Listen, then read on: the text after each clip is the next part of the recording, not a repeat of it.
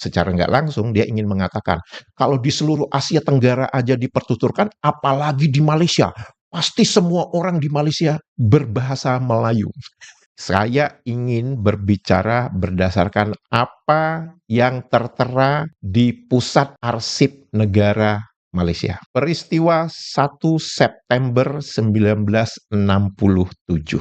Fakta sejarah menunjukkan bahwa tidak satu pun dari mereka warga Maledes mempunyai kemampuan untuk menyusun kamus bahasa kebangsaan mereka. Mari kita gas.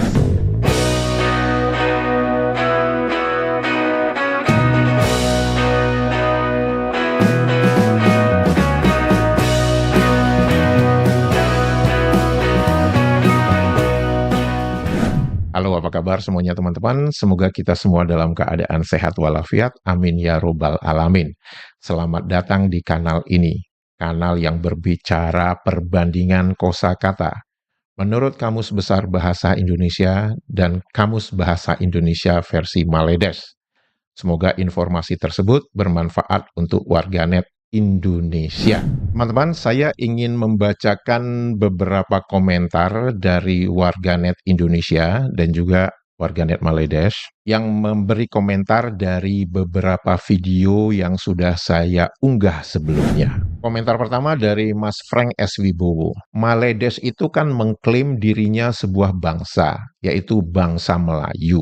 Tidak mengenal suku bangsa, meskipun orang-orang di Sabah dan Sarawak tidak sudi dimelayukan. Yang menjadi pertanyaan adalah, kenapa kalau mereka mengambil kosakata dari Kamus Besar Bahasa Indonesia tidak mengatakan diambil dari bahasa Indonesia? Mereka bilang dari Jawa, Jakarta, Minang, dan sebagainya. Apakah Jawa, Jakarta, Minang, dan sebagainya mereka anggap itu bangsa? Sungguh ini membingungkan. Saya setuju dengan apa yang dikatakan oleh Mas Frank S. Wibowo ini. Bahkan kita pernah mendengar salah seorang profesor Maledes mengatakan, bahasa itu berkaitan dengan bangsa. Jadi dia ingin mengatakan bahwa semua yang ada di Indonesia itu bangsa Melayu. Jadi tidak ada yang namanya bahasa Indonesia. Apakah mereka ingin mengatakan bahwa Jawa itu sebuah bangsa? Apakah ingin mereka mengatakan Minang itu sebuah bangsa?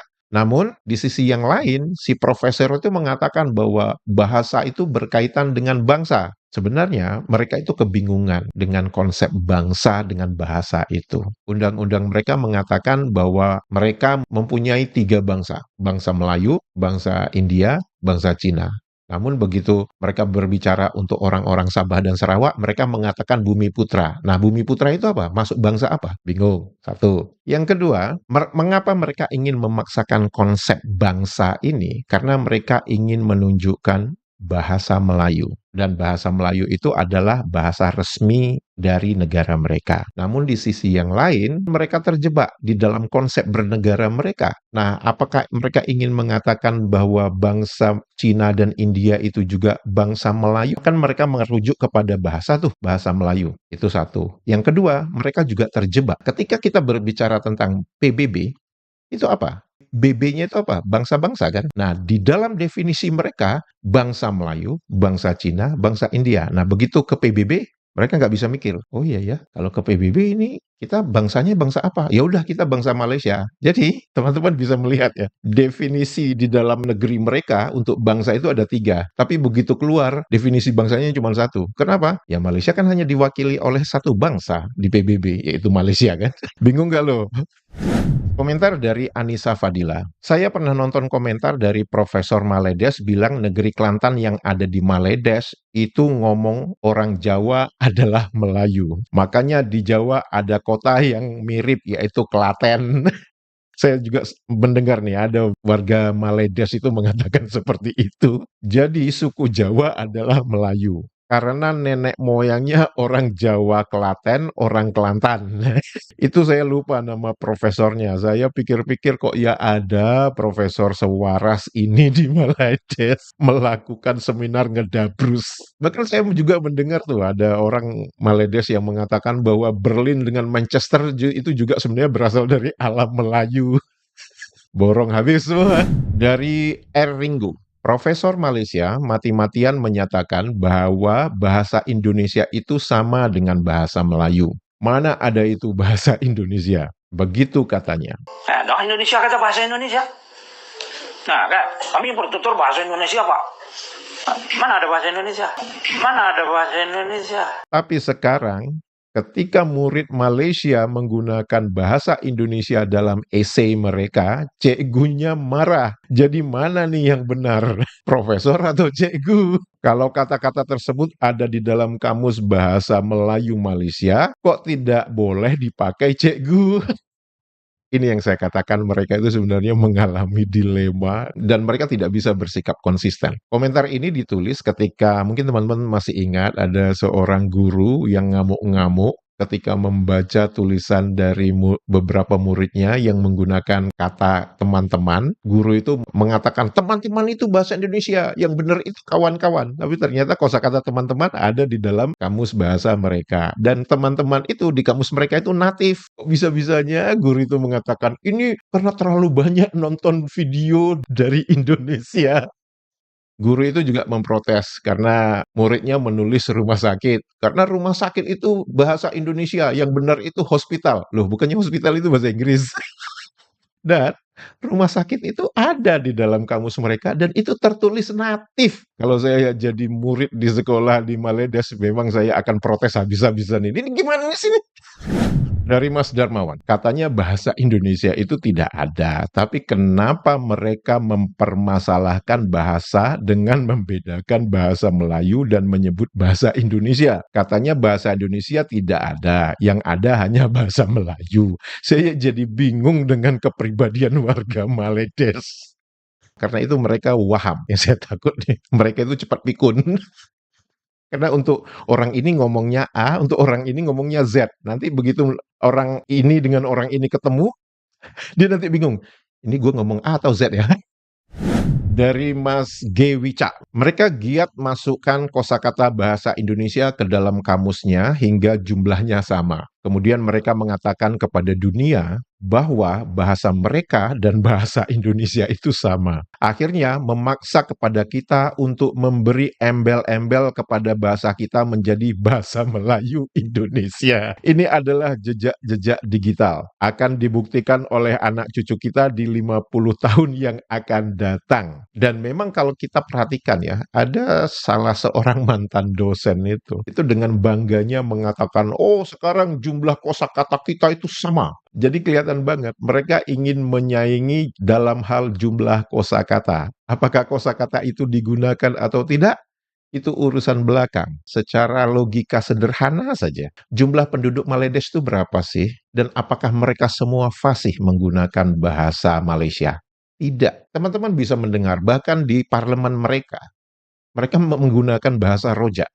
Campur-campur. Mereka kesulitan untuk bisa berbicara dalam bahasa Malaysia. Saya tidak menyebutkan bahasa Melayu, karena bahasa Melayu yang saya mengerti itu berbeda dengan bahasa Malaysia, bahasa yang digunakan di Malaysia ini. Itu terlihat dengan jelas ya. Jadi dari segi penggunaan bahasa, itu mereka sudah jauh di bawah Indonesia. Jadi kalau perbendaharaan kosakata bahasa Indonesia lebih banyak, itu wajar. Karena pengguna bahasanya itu memang banyak. Ketika tujuan mereka membuat kamus agar jumlah kosakatanya sama dengan kamus besar bahasa Indonesia, mereka jadi masalah. Karena tidak semua kosakata yang mereka adopsi, yang mereka pungut, itu mereka gunakan. Sehingga saya yakin dan percaya banyak dari warganet Maledes yang menonton video saya ini justru mereka terheran-heran ternyata ada kosakata ini di dalam kamus mereka. Jadi apa yang ditulis oleh Mas G. Wicak ini memang ada betulnya. Jadi mereka hanya ingin menyamakan jumlah perbendaharaan kosakatanya aja. Nanti begitu diberitahu bingung. Oh itu ada di dalam kamus. Terus nanti ngelesnya apa? Oh apa yang tertulis di dalam kamus tidak harus kita gunakan. Terus lo bikin kamus untuk apa? Ngeles terus. Nah, tentu tidak adil dong kalau kita tidak membacakan komentar dari warganet Maledes yang cerdasnya itu sampai nyundul langit. Jawa Hama zaman dulu sebelum ada Indonesia, mereka cakap bahasa apa? Jawa Ponorogo ke ahli bahasa. Satu, warganet Maledes ini memang wawasannya sangat sempit dan ini sekaligus membuktikan bahwa warganet Maledes ini memang katak dalam sumur. Dia pikir Indonesia itu hanya Jawa saja. Satu. Yang kedua, kok lu takut banget sama Jawa sih? Yang ketiga, lu ngata-ngatain Jawa Hama, tapi apa? Di dalam kamus lu itu berjibun kosakata bahasa Jawa. Bahkan, saya sudah tunjukkan di beberapa video sebelumnya. Ada kosakata bahasa Jawa yang justru tidak ada di dalam kamus bahasa Indonesia, itu ada di dalam kamus lu. Jadi kamus lu itu lebih hama. Komentar dari warganet Maledes ini sebenarnya ingin memberikan implikasi bahwa merekalah pemilik sah bahasa Melayu itu. Oleh karena itu, mereka ingin mengklaim. Mereka ini memang sukanya mengklaim ya. Dan kita sudah baca ya komentar-komentar dari warganet Maledes yang mengatakan bahwa bahasa ini sudah dipertuturkan di seluruh daerah Asia Tenggara. Secara nggak langsung dia ingin mengatakan, kalau di seluruh Asia Tenggara aja dipertuturkan, apalagi di Malaysia. Pasti semua orang di Malaysia berbahasa Melayu. Ah, ini menarik teman-teman. Karena saya ingin berbicara berdasarkan apa yang tertera di Pusat Arsip Negara Malaysia. Apa yang tertulis di Pusat Arsip Negara Malaysia? Peristiwa 1 September 1967. Ini ditulis oleh Astro Awani. Hari ini 58 tahun yang lalu, bahasa Melayu diumumkan, di istihar itu maksudnya diumumkan, sebagai bahasa resmi negara. Bentar. Berarti sebelum ini bahasa Melayu bukan bahasa resmi negara dong. Bahasa Melayu adalah bahasa pertuturan asal di tanah ini sejak berkurun lamanya. Keunggulan Kesultanan Melayu pada kurun ke-15 meletakkannya sebagai lingua franca, bahasa penghubung antara sesama yang berada di wilayah ini termasuk orang luar. Fakta menarik ya, sejarah mereka itu hanya bermula dari Kesultanan Melaka. Sebelum itu mereka nggak mau tahu. Itu fakta. Yang kedua, mereka mengatakan apa? Bahasa Melayu itu lingua franca. Kalau bahasa Melayu itu lingua franca, mengapa baru diumumkan sebagai bahasa resmi negara mereka itu 10 tahun setelah mereka diberi kemerdekaan? Apabila Persekutuan Tanah Melayu Merdeka diberi kemerdekaan, lebih tepatnya, perlembagaannya memperuntukkan bahwa bahasa Melayu sebagai bahasa kebangsaan di bawah Perkara 153. Walau bagaimanapun, ia tidak menafikan kedudukan dan hak bahasa lain untuk digunakan, dipelajari, dan dikembangkan. Ngeles. Bagi mengukuhkan. Jadi untuk memperkuat lagi kedudukan dan peranannya sebagai identitas bangsa sebuah negara berdaulat yang merdeka, parlemen telah meluluskan rencana undang-undang bahasa kebangsaan dalam sidangnya yang berlangsung pada Maret 1967. Bentar. Kalian diberi kemerdekaan pada tahun 1957. Kalian sudah ada yang namanya Perkara 152, mengatakan bahwa bahasa Melayu itu bahasa resmi. Kok baru bulan Maret 1967 kalian berbicara tentang bahasa kebangsaan sih? Pada 1 September 1967, sehari setelah sambutan kemerdekaan negara yang ke-10, yang di Pertuan Agung mengumumkan bahasa Melayu sebagai bahasa resmi negara yang tunggal bagi Persekutuan Malaysia. Artinya, selama 10 tahun sejak mereka diberi kemerdekaan tahun 1957, mereka belum memiliki bahasa resmi negara. Dalam pengumuman itu, raja tersebut mengatakan bahasa kebangsaan sebagai bahasa resmi tunggal merupakan permulaan satu zaman bahwa dalam sejarah kemerdekaan negara. Artinya, selama 10 tahun mereka masih tidak bisa menggunakan bahasa Melayu. Pertanyaan saya, Katanya kalian itu sudah menggunakan bahasa Melayu sejak ribuan tahun. Sudah menjadi lingua franca di Asia Tenggara, apalagi di negara kalian. Tapi ternyata faktanya 10 tahun setelah kalian diberi kemerdekaan, baru kalian mengumumkan bahwa bahasa resmi negara kalian itu bahasa Melayu. Ini menunjukkan apa? Bahwa kalian tidak memiliki kemampuan berbahasa Melayu. Sebab kalau kalian memiliki kemampuan berbahasa Melayu yang baik, begitu kalian diberi kemerdekaan, maka tidak ada yang namanya dwibahasa itu. Langsung aja gunakan bahasa kebangsaan kalian. Mengapa kalian harus menunggu 10 tahun? Artinya, kalian mengakui bahwa kemampuan berbahasa Melayu kalian itu sangat kurang. Akui aja. Dari kantor Perdana Menteri mengatakan untuk mewajibkan penggunaan bahasa Melayu dalam semua urusan resmi dalam administrasi sehari-hari oleh pemerintah. Jadi selama 10 tahun itu pengumuman-pengumuman ya yang dituliskan oleh kantor-kantor pemerintahan itu menggunakan bahasa Inggris. Hanya setelah tahun 1967, 1 September diwajibkan menggunakan bahasa Melayu. Udah, itu fakta.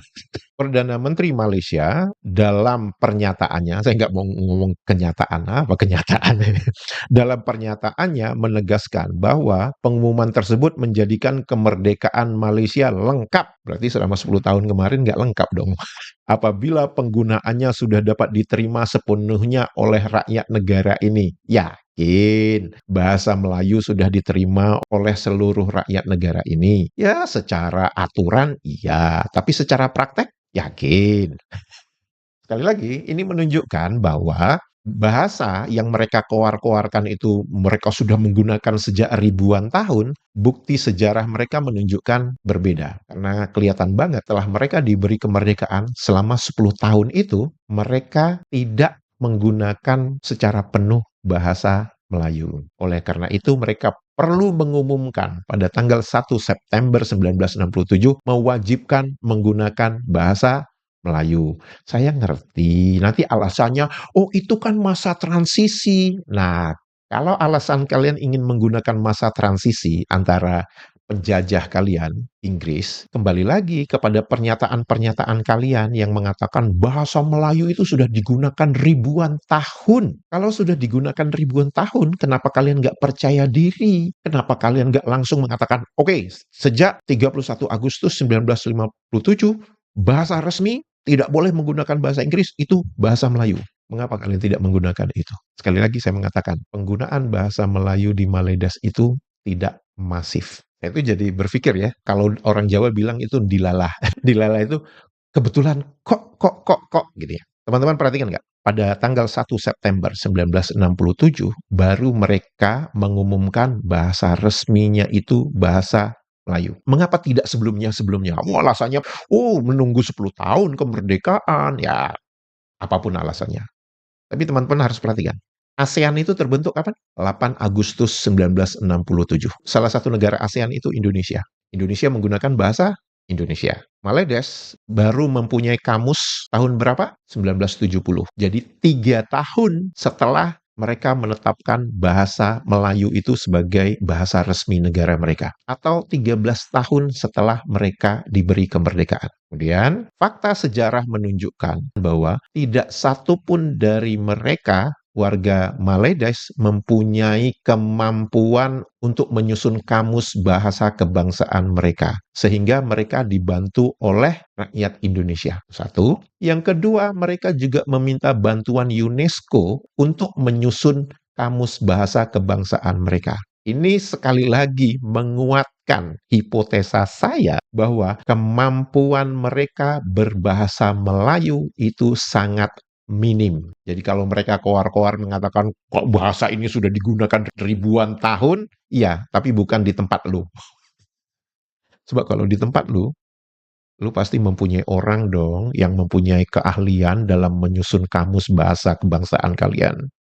Ternyata tidak. Kalian meminta bantuan UNESCO. Dan fakta sejarah lagi nih. Pada tanggal 18 Agustus 1972, kalian juga berbagi ejaan dengan Indonesia. Yang kalian sebut ejaan Rumi bersama. Di Indonesia disebut ejaan yang disempurnakan. Kenapa? Kalian nggak pede untuk bikin kamus sendiri, untuk membuat ejaan sendiri. Kenapa kalian harus menunggu Indonesia di dalam ASEAN? Bahkan di kamus kalian itu tertulis, kalian mengambil kosakata bahasa Indonesia untuk memperkaya perbendaharaan kosakata kalian yang miskin itu. Sekali lagi, ini menunjukkan bahwa penggunaan bahasa Melayu di negara kalian itu sangat minim. Oleh karena itu, kalian harus memungut kosakata dari bahasa Indonesia. Udah, ngaku aja lah. Sekarang saya akan membacakan komentar dari Mbak Karisa Daniarti. Tawanya nular. Kalau di daerah Sragen, mumet itu sama dengan ngeluh. Kalau di daerah suamiku Magelang, bilangnya cumpleng. Mbak Karisa Daniarti ini memberi komentar ketika saya mengunggah video di mana di dalam Kamus Bahasa Indonesia versi Maledes itu ada kosakata mumet dan di kamus mereka itu tertulis tidak ambil mumet yang dimaksud tidak peduli.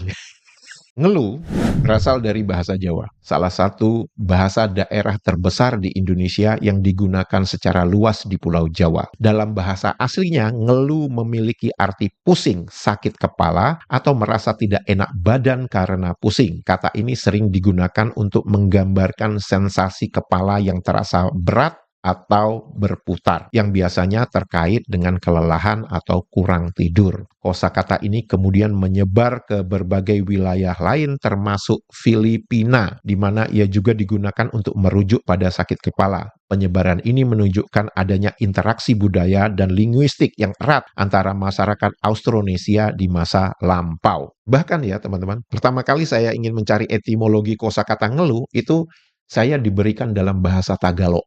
Kita ngerti kan bahasa Tagalog itu dari Filipina. Jadi saya juga kaget, ngeluh itu sebenarnya mempunyai arti yang sama dengan yang kita mengerti sebagai bahasa Jawa, itu digunakan di Filipina, dan itu sebagai salah satu kosakata Tagalog. Ternyata teman-teman, kosakata ngeluh tidak ada di dalam Kamus Besar Bahasa Indonesia. Saya yakin itu dianggap terlalu spesifik, dan juga mungkin penggunaannya tidak luas. Seperti kalau kita mengenal kosakata mumet, sedangkan mumet itu sendiri di dalam Kamus Besar Bahasa Indonesia tertulis berasal dari bahasa Jawa. Apakah ada kosakata ngeluh di dalam Kamus Bahasa Indonesia versi Maledes? Ada dong. Tertulis berasa berat kepala, berasa pening sekali. Tertulis itu bahasa Jawa. Ini menunjukkan Kamus Bahasa Indonesia versi Maledes itu lebih Jawa ketimbang Kamus Besar Bahasa Indonesia. Yang kedua, merujuk kepada pernyataan komentar warganet Maledes tadi yang mengatakan Jawa hama, menunjukkan bahwa kamus bahasa mereka itu hama karena lebih Jawa daripada Kamus Besar Bahasa Indonesia. Yang ketiga, menunjukkan bahwa kamus ini memang harus sering dibawa berak ke jamban. Karena pernyataan dari warganet Maledes ini mengatakan bahwa bahasa Jawa di Malaysia itu digunakan untuk pergi berak ke jamban. Teman-teman, jika video ini informatif dan membuat hari-hari Anda menjadi riang gembira, jangan lupa jempolnya dan komentarnya. Untuk itu saya mengucapkan terima kasih. Sehat walafiat selalu. Menyala Indonesia.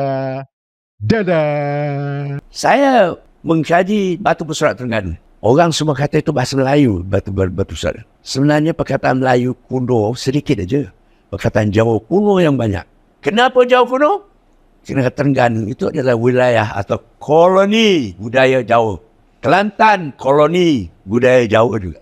Kalau orang mengkaji sastra Melayu tradisional, tanpa melihat atau menganalisis pengaruh Jawa itu, tak sah. Kebanyakan perkataan dalam hikayat Melayu itu, perkataan Jawa.